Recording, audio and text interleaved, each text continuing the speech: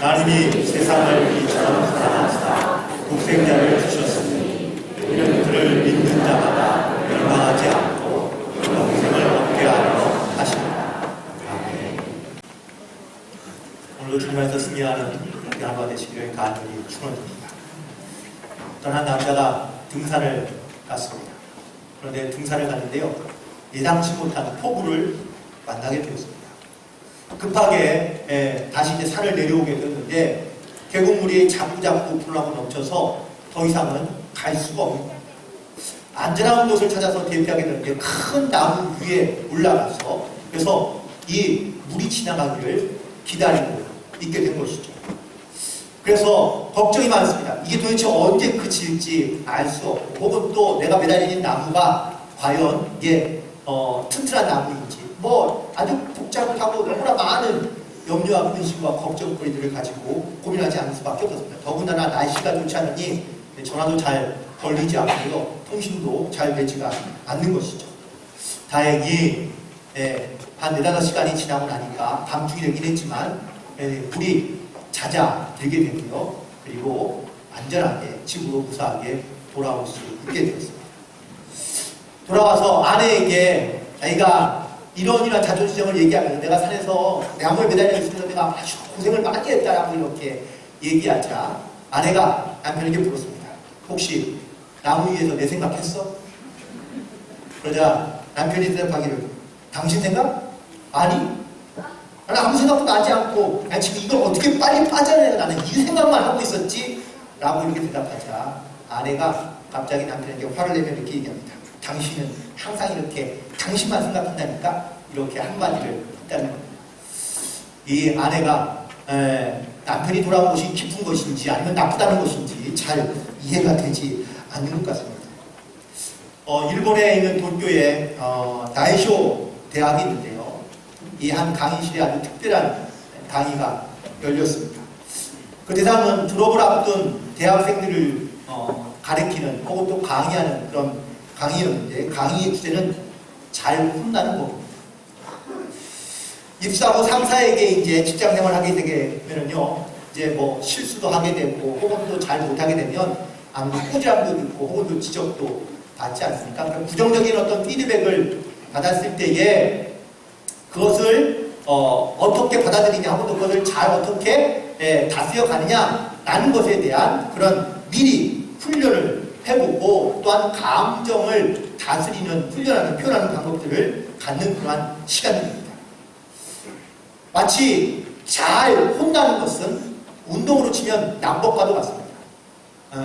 바닥에 떨어지거나 한 번 더 넘어지게 될 때에 다치지 않기 위해서 자기의 몸을 안전하게 하기 위해서 낙법을 하는 것처럼 배우는 것처럼 어떤 정신적인 부상과 피해를 최소화하기 위하여 그래서 직장에 들어가기 전에 졸업생들에게 잘 혼나는 법을 배우게 하는 것이죠. 1987년생부터 1996년에 해당하는 이 세대를 일본에서는 유토리 세대라고 얘기합니다. 이 유토리 세대의 의미가, 유토리의 의미가 여유라는 그런 의미를 갖고 있는데 이 세대는요, 특징이 있습니다. 가정들마다 대부분 다 한 자녀예요. 그러니 한 자녀이다 보니까 이 아이는 별로 혼날 일이 없습니다. 그리고 원하는 것, 해달라는 것을 다 해주니 늘 자기중심적으로 살아가는 그러한 세대이고요. 또 디지털 기계가 아주 손쉽게 사용할 수 있는 그런 세대가 되면서 사람과의 관계는 잘 이렇게 익숙해지지 않는 그러한 세대라고 말할 수 있습니다. 주입식 교육은 아니어서 자유롭게 교육을 받고 자랐지만 하지만 사회에 나와서 보니까 사회에 적응하는데 실패한 그런 세대라고 일본에서는 그렇게 분류하고 있다는 겁니다. 그래서 이들을 대상으로 사회 적응 훈련을 시키는 겁니다. 어떻게 해요? 뭐 격려하거나 아니면 주변에서 자기를 잘 대해주는 것에 대해서는 너무나 익숙하지만 혼나거나 아니면 부정적인 것에 대해서는 익숙하지 않은 이 세대에게 그래서 잘 혼나는 법을 배우는 겁니다. 그런데 이런 현상들이 이웃나라의 이야기가 아니고요. 지금 우리나라 아이들에게도 또한 젊은이에게도 이러한 현상들은 자연스럽게 나타나고 있습니다. 자기 감정 조절의 문제라든지 아니면 부정적인 어떤 피드백에 대한 자기 감정의 조절이 잘 안 되거나 혼을 나거나 아니면 어떤 것을 꾸지람을 들었을 때에 우리 아이들이 반응하는 모습들을 가만히 보면은요, 크게 다르지 않는 것처럼 보이기도 합니다. 그래서 우리의 아이들, 우리의 자녀들에게도요, 사실 이렇다면 어른들에게 꾸지람을 듣거나 아니면 또 직장 상사에게 부정적인 어떤 이런 말을 들었을 때에 거기서 어떻게 잘 감정을 다스리며 또한 그 감정을 훈련하는 방법들을 가정에서든 혹은 또 학교에서든 혹은 또 주변에서든 이런 거를 잘 훈련받을 수 있는 그러한 가르침이 필요한 시대가 되어가고 있다라는 것을 말해주고 있습니다. 영어로 fail을 실패라고 이렇게 우리가 알고 있습니다. 어떠한 실직을 당한 아버지가요, 허탈한 마음으로 집에 돌아오게 되었습니다. 집에 돌아왔는데 아들을 보니까 아들은 자기 방에서 열심히 게임에 몰두했습니다. 평소 같으면 큰 소리 내겠죠. 야, 이 자식아, 너는 게임만 하고 이렇게 화를 낼 텐데 그날은 뭐 기운도 없고 마음도 내키지 않는 거예요. 실직해서 돌아오니 이게 참 마음이 어려워서 그래서 아무런 의욕이 없이 그냥 아들이 뭐하고 있나 게임하는 걸 그냥 뒤에서 지켜보고 있었습니다. 그런데 아들이 게임하다가 결국은 게임에 실패하고요. 영어로 fail이라고 이렇게 글씨가 뜹니다. 그러자 아이들이 그 아들이 실패해도 불구하고 아싸! 뭐 이렇게 신나하는 거예요. 그래서 답답한 아버지가 아들에게 물었습니다. 야, 너 영어로 fail이라고 하는데 fail이 무슨 뜻인 줄 알아? 그랬더니 아들이요, 아빠를 보지 않고 실패 아니에요? 야, 근데 실패했는데 너는 왜 이렇게 좋아하냐? 라고 이렇게 물었더니 그제서야 이 아들이 아빠를 쳐다보네요. 아빠, 게임에서 fail은요 다시 시작할 수 있다는 뜻이에요. 새롭게 시작하니 얼마나 좋아요. 더 좋은 거예요. 라고 이렇게 얘기해 주었습니다. 그때 이 아버지가 뭔가를 깨달은 거예요. 실패하고 실직하는 게 이게 끝인 줄 알았더니 아니 새로운 시작의 첫걸음이 될 수 있다는 것을 아들을 통해서 다시 느끼게 된 겁니다. 그래서 그 아버지는요 다시 일어나서 또 세상을 바라보는 다른 눈이 생기게 되어서 새로운 일을 시작하게 되었다는 겁니다. 2020년을 시작하는 첫 주일날 좀 무거운 이야기를 드린 것 같긴 하지만 지난 한 해 동안 여러분들 많이 실패도 경험하시고 어려움도 있었지만 그 실패를 통하여 더 새로운 일을 다시 시작할 수 있는 좋은 기회가 될 줄로 믿습니다. 올 한 해 오늘 말씀 표어처럼 우리 표어처럼 다시 한번 우리의 마음과 심령과 또한 우리의 삶 안에 다시 한번 살아나는 그런 놀라운 역사들이 일어나게 되기를 주님의 이름으로 간절히 축원드립니다. 오늘 본문에 있는 말씀 여러분들 잘 아는 말씀임을 아무도 한 번쯤은 꼭 들어봤을 만한 그런 말씀입니다. 그런데 이 말씀 속에서 하나님의 계획이 무엇인지를 우리가 발견할 수 있으면 좋겠는데 하나님의 그 계획은 하나님의 뜻은 모든 영혼을 다 구원하는 것이 살려내는 것이 이것이 하나님의 계획이고 뜻임을 우리가 오늘 말씀을 통하여 알 수 있는데 그렇다면 하나님께서 어떠한 계획을 가지고 또한 무엇을 하려고자 하시는 것인지 그 약속의 말씀들을 우리 가운데 왜 주시는 것인지를 함께 고민해보고 또한 은혜를 나누고자 하는데 오늘 말씀에 세 가지의 주제를 가지고 얘기할 텐데 첫 번째는 하나님께서 세상을 사랑하신다고 말씀해 주시는데 하나님께서는 왜 세상을 사랑하시는가? 라는 그러한 질문으로 시작을 하려고 합니다. 하나님이 세상과 사람을 사랑하시는 이유는 과연 뭘까요? 매우 단순한 질문이지만 일반적으로 하나님이 사랑하시는 이유를 대부분 이렇게 설명합니다. 모든 사람이 다 하나님의 형상대로 지음받았기 때문에 그래서 하나님이 사랑하시는 거고 또 이 사람도 하나님께서 만드시고 창조하셨기 때문에 그래서 하나님이 사랑하시는 거라고 말할 수 있습니다. 물론 이것이 가장 일반적인 이야기입니다. 그런데 오늘 말씀을 묵상해 보면요 하나님이 이렇게 일반적인 사랑을 말하는 것이 아니라 매우 절박한 사랑에 대하여 말씀하고 있는 것처럼 들리거든요. 그렇다면 하나님은 왜 이렇게 절박하게 나는 세상을 사랑하고 있다고 말씀해주고 계시는 겁니다. 그 첫 번째 이유가 이 의미를 반대로 해석하면 세상은 하나님을 사랑하지 않고 있기 때문이라는 사실입니다. 하나님은요 끊임없이 세상에 있는 사람들을 영혼을 구원하기 위하여 사랑하신다고 말씀해 주시는데 정작 그 사랑을 받고 있는 세상과 사람들은 하나님의 사랑에 대하여 관심이 없는 겁니다. 그들은 하나님을 사랑하지 않아도 됩니다. 아니 하나님을 사랑하지 않아도 하나님보다 더 사랑하는 것이 훨씬 더 많기 때문에 하나님의 사랑이 오히려 불편하거나 부담스럽거나 귀찮게 여겨진다는 거예요. 지금에 있는 세대의 많은 대부분의 세상에 있는 사람들이 그렇습니다. 하나님의 사랑한다는 이야기를 들으면 굳이 필요도 없고 아니면 귀찮게 여겨지는 그런 시대 가운데 우리가 살고 있습니다. 그러니 반대로 시간이 흐르면 흐를수록 세월이 지날수록 하나님의 사랑은 더 절박해지는 겁니다. 이 사람들이 세상에 있는 모든 사람들이 하나님의 사랑을 알고 믿고 구원받기를 원하는데 세상에 있는 모든 사람들은 다 하나님의 사랑을 느끼지 못하거나 아니면 알아도 그냥 아무렇지 않게 여기며 살고 있으니 하나님은 더 절박해질 수밖에 없다는 것이죠. 하나님의 사랑에 대한 이야기를 하면은요 요즘 사람들은 마치 찌질한 삼류 러브 스토리처럼 이렇게 그냥 인식하거나 또 그런 정도로 취급해버리고 많은 경우들이 많습니다. 여러분들은 하나님의 사랑에 대하여 말씀을 들을 때마다 어떻게 느끼고 계시고 고백하고 계십니까? 그냥 하나님 말고 하나님의 사랑 말고도 세상에 더 필요한 것, 더 소중한 것, 또 내가 더 사랑하는 것들이 많이 있으니 하나님의 사랑은 아무것도 아닌 것처럼 여기면서 살고 계시지 않습니까? 두 번째 말씀은 하나님을 사랑하지 않을 뿐만 아니라 서로를 또한 사람을 이웃을 사랑하지 않는다는 겁니다. 사람들은 이제 더 이상 다른 사람의 일에 혹은 또 남의 일에 별로 신경 쓰지 않으며 살아가려고 합니다.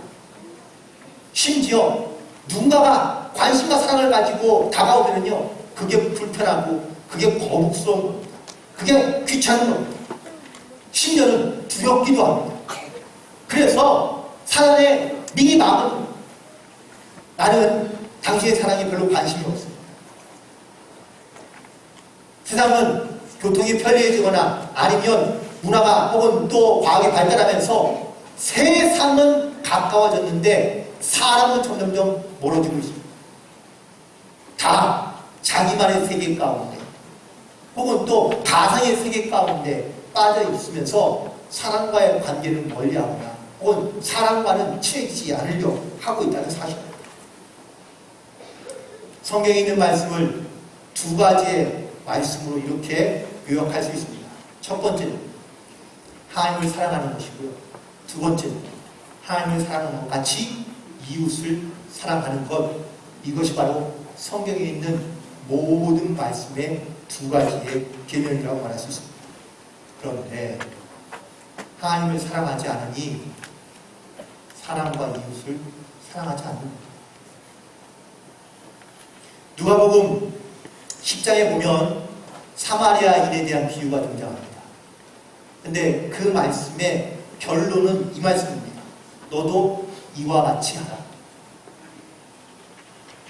이 질문을 한 사람은 율법학자입니다. 그는 나름대로 하나님의 말씀을 잘 지키며 하나님을 사랑한다고 말하며 살아갑니다. 그런데 이 사람은 이웃을 사랑하지 않습니다. 그래서 예수께서 그에게 명령하신 겁니다. 너도 이와 같이 하라. 저는 이 말씀을 뒤집어 본다면 이웃을 사랑하지 않는 사람은 하나님을 사랑할지 모르는 사람이라는 겁니다. 하나님을 사랑한다면 이웃을 하나님처럼 사랑하게 된다는 사실을 말해주고 있기 때문에 그렇습니다. 그래서 예수님은 누가복음 10장 28절에 이렇게 말씀하십니다. 이를 행하라. 그러면 살리라. 우리가 살아있는 이유, 또한 살아가야 될 이유 중에 하나는 바로 이웃을 사랑하며 그리고 하나님을 사랑하며 살아가는 것이 우리의 영적인 본분인 줄로 믿습니다. 두 번째 주제는 독생자를 주셨다고 말씀해 주십니다. 그렇다면 왜 하나님은 독생자를 보내셨습니까? 아주 단순한 이유라면 살리기 위해서입니다. 네, 맞습니다. 구원하기 위해서입니다. 그러면 어떻게 해야 살릴 수 있을까요? 첫 번째, 회개하고 돌아오라고 말씀하고 있습니다. 예수님도 또한 선지자들도 이 땅 가운데 와서 하나님 말씀을 배워낼 때에 했던 공통적인 말, 회개하라. 회개해야 우리가 하나님 앞에 돌아올 수 있기 때문이라는 사실입니다. 그런데 우리는 회개하라는 말을 들으면요, 마음이 다칩니다. 내가 무슨 죄가 있는가? 내가 뭘 잘못했는가? 내가 죄인인가? 그래서 우리는 귀를 닫아버리고 마음을 닫아버리고 눈을 닫아버리고, 그러니 회개하지 않는 것이고요, 회개할 수가 없는 겁니다. 결국 우리가 마음의 문을 열지 않고 우리가 우리의 죄를 깨닫고 회개하지 않는 이상 우리는 절대 하나님 앞에 나아갈 수가 없다는 사실 때문에 예수님은 이 땅 가운데 오셔서 회개하라고 말씀하고 있습니다. 두 번째는 더 소중한 존재를 깨닫게 하기 위해서입니다. 생각해보세요. 내가 소중합니까? 남이 소중합니까? 당연히 내가 소중하죠. 우리의 모든 우선순위는 나로부터 시작하고 나로부터 출발해야 되지 않습니까? 내가 가장 소중한 존재입니까? 그런데 예수님은 어떻게 하십니까? 자기를 소중하게 여기는 보다 남을 더 소중하게 여깁니다는 사실입니다. 그래서 예수님은 이 땅 가운데 보내심을 받았지만 자기를 위해 사는 것이 아니라 구원받을 하나님의 백성들 모든 사람들을 위하여 사셨고요, 남을 위해 사시고 남을 위해 십자가에 죽기까지 하신 겁니다. 에베소서 5장 2절에 있는 말씀입니다. 그리스도께서 너희를 사랑하신 것 같이 너희도 사랑 가운데 행하라. 그는 우리를 위하여 자신을 버리사 향기로운 제물과 희생 제물로 하나님께 드리셨습니다. 자기를 버려 희생 제물을 드렸다는 이 말씀입니다. 자기보다 더 소중한 남을 위해서 살았다는 이야기입니다. 우리가 앞에도 또 부탁 말씀이 있지만 이웃을 사랑한다는 것은 그냥 내가 생각만, 마음만, 혹은 또 그냥 뭘 잠깐 도와주는 것으로 사랑한다고 말하는 것이 아니에요. 나만큼 그 사람을 소중하게 여기는 것, 심지어는 나보다 나보다 소중하게 여길 수 있는 그런 마음과 그런 믿음이 있어야 우리가 하나님의 백성으로 살아갈 수 있지 않는가. 그리고 세 번째, 영혼을 살리는 방법에 대해서 오늘 말씀해 주시는데, 첫 번째는 십자가의 죽으심으로 우리를 살리고 계신 것을 보십니다. 근데 왜 십자가일까? 왜 그 많은 다양한 죽음 가운데 왜 꼭 십자가의 죽음을 예수님께서 지셔야 했을까? 라는 이 질문을 피할 수가 없거든요. 십자가의 죽음이란 우리가 알고 있는 것처럼 가장 수치스럽고 가장 고통스러운 죽음이라고 말할 수 있습니다. 왜 이 방법을 택하시게 하신 것입니까? 말씀을 묵상하면서 이러한 마음을 주셨습니다. 세상 사람들 가운데 지옥이 있다는 것을 좀 알게 해주면 좋겠습니다. 근데 이 지옥에서 당하는 모든 고통과 그 수치를 좀 세상에서 경험할 수 있거나 알 수 있는, 보여줄 수 있는 그 형벌이 있다면 과연 무엇일까? 그래서 하나님은 예수님에게 십자가를 지게 하십니다.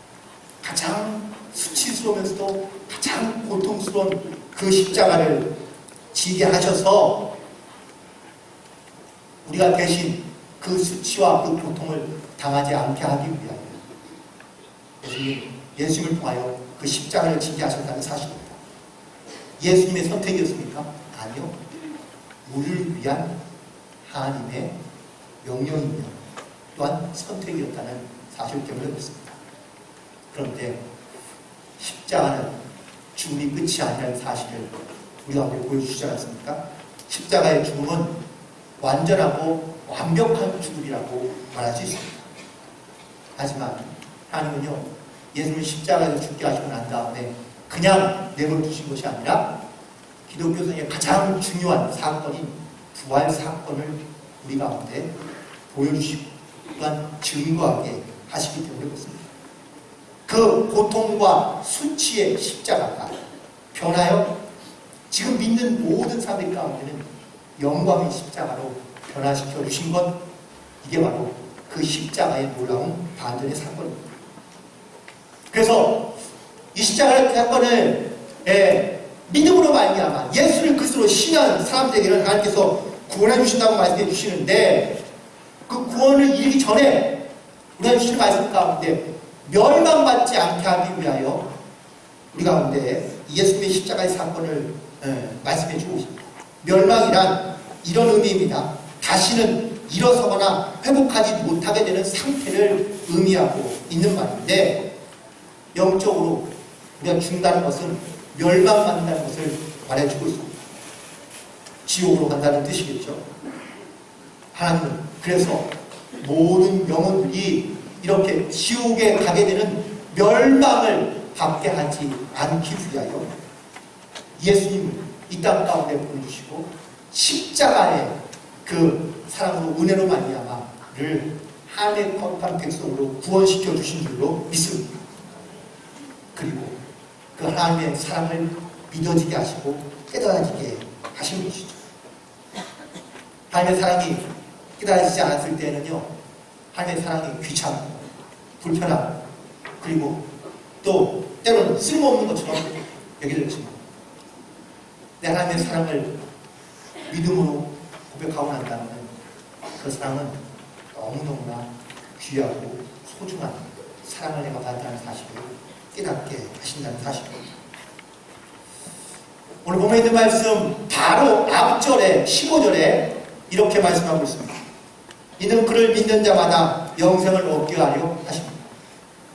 짤막한 문장이지만 이 문장은 매우 심오한 혹은 강력한 메시지를 선포하고 있습니다.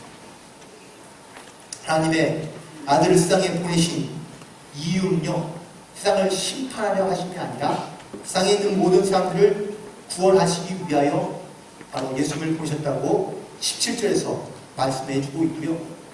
예수께서 이런 이유로 세상 가운데 오셨는데, 그런데 많은 사람들이 예수님을 거부하거나 예수님을 피하고 또한 예수님으로부터 도망가는 이유는 자기가 죄인이며 혹은 또 자기의 죄가 드러날까봐 두려워하기 때문이라고 요한복음 3장 20절에서 말씀해 주고 있습니다. 우리가 주님의 사랑을 이렇게 귀찮아하고 아니면 때로는 또 자기의 행위나 죄가 드러날까 두려워함으로 우리가 여전히 주님의 사랑을 고백하지 못하고 또한 예수님의 사랑에 대하여 우리가 믿음으로 신하지 못하는 이유, 바로 내 안에 있는 죄 혹은 또 악 때문이라고 성경에 분명해서 분명히 말씀해 주고 계십니다. 오늘 이 십자가의 사랑 또한 예수님을 이 땅 가운데 보내신 이 독생자를 보내신 이 사건, 그리고 하나님의 세상을 사랑하신다는 이 하나님의 메시지를 우리 가운데 주심으로 말미암아 우리가 이 땅에서 그냥 거저 살아가는 것이 아니라 하나님의 은혜 가운데 고만 하나님의 백성으로 살아가고 있다는 이 사실이 우리를 영원한 지옥 멸망 가운데 빠지지 않게 하시고 영원한 하나님의 나라로 들어가게 하시는, 영생을 누리는 그런 복된 자로 살게 하시는 하나님의 귀한 뜻이, 계획이 선포되고 있는 줄로 믿습니다. 오늘 이 구원의 계획을 꼭 기억하시고 또한 내가 받은 사랑을 함께 많은 사람들 가운데 선포하며 증거하고 나눔으로 말미암아 하나님의 사랑을 함께 이루어갈 수 있는 그러한 구원받은 하나님의 백성으로 살아가는 그런 승리하는 한 해가 되시기를 주님으로 간절히 축원드립니다. 기도하시겠습니다. 하나님, 주님의 사랑으로 우리를 구원해 주시고 또한 하나님의 거룩한 백성을 이 땅 가운데 살아갈 수 있는 은혜를 주심으로 진심으로 감사합니다. 하나님 세상을 이처럼 사랑하사 독생자를 주셨습니다. 이를 믿는 자마다 멸망에 이르지 않고 또한 영원한 생명을 약속하신 이 주님의 약속을 믿고 오늘도 믿음으로 결단하며 승리하는 삶을 살아갈 수 있는 주의 백성들로 살아가도록 인도하여 주옵소서. 주님께 모든 영광 올려 드리오며 예수님의 이름으로 기도드리옵나이다. 아멘.